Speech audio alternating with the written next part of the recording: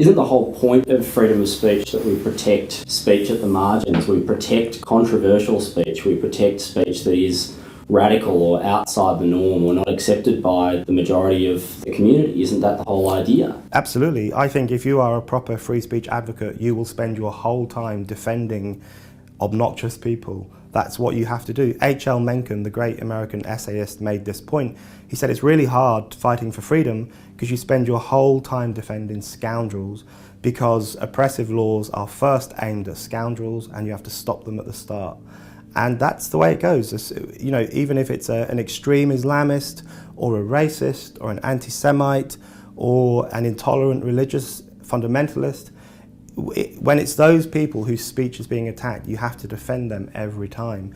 For the basic principle that if one person's speech can be undermined on the basis that it offends the majority, then who knows whose speech could be up next. Of course, it's not always radical speech, it's not always speech at the margins that needs to be protected or that laws like, for instance, Section 18C apply to. 18C is a great example of where you've got, for instance, university students being taken to court at the moment, as we do in Australia, for saying things that really I don't believe to be at the margins of what is acceptable speech. One student, Alex Wood, was taken to court for saying, just got kicked out of an unsigned Indigenous computer room, QUT, which was the university he was at, stopping segregation with segregation. That seems to be quite a moderate position to take and certainly a contestable political idea. So in 18C, I think we've got an example of a very low threshold being created by these laws. So I think the QUT case is a really good example of, as soon as you allow the state to patrol speech, to fix the parameters of acceptable thought, to determine what is hateful and what is non-hateful, then it will use that potentially, or individuals will use that, to try and prevent the expression of ideas they simply don't like.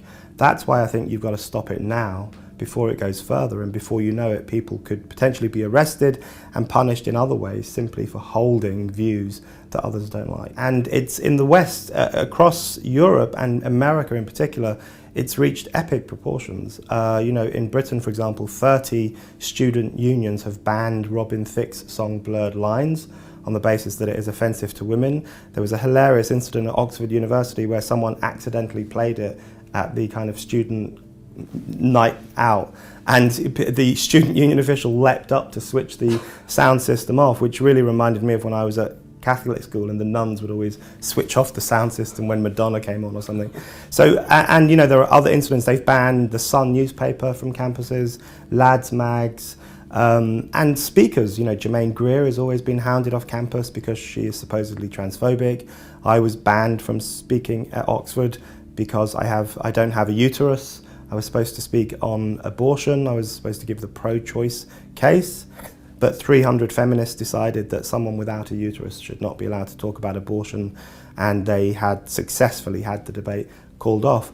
So there are numerous incidents in Britain where students are now explicitly banning things, including newspapers and magazines. So they are attacking press freedom itself, one of the most important aspects of freedom of speech. It's an incredibly anti-community idea, I guess. The idea that you should be protected from ideas and concepts and speech that you might disagree with is not just a freedom of speech issue. That's an issue for human beings operating together in a community, as you should be on a university campus in particular, where the cut and thrust of debate is something that should be normal, it should be par for the course. What do you think are some of the practical and long-term consequences of these sorts of policies, this sort of culture on university campuses? I think the consequences are terrible. They will be terrible. I think you're right. It's extremely antisocial. It's very misanthropic. And I think censorship is always driven by misanthropy. You know, freedom of speech is really an expression of trust in people, in their ability to hear all ideas, to judge for themselves whether they're good or bad, to push certain ideas to one side, to embrace others. People who support freedom of speech generally trust ordinary people to negotiate public life without needing constant help and advice. Whereas censorship, by contrast, is always an expression of distrust. You don't trust men to watch violent films because they might become rapists. You don't trust women to be able to see images of naked women because it might damage their self-esteem. It's always an expression, a paternalistic expression of concern about the ordinary average citizen's ability to go through life without constantly feeling offended and harmed. I think the consequences will be terrible. The consequences will be a rise of dogmatism. Because if you live in this bubble and never subject your ideas or yourself to ridicule or public debate or disagreement, then you just become someone who believes things because you think they're right, not because you've tested them or argued for them in the public realm or stood up for them in an argument. And as a consequence of that, you become a dogmatist. And this is a point John Stuart Mill makes in On Liberty. He says the only way you can know if you are right, if what you say is true, is by testing it as much as possible.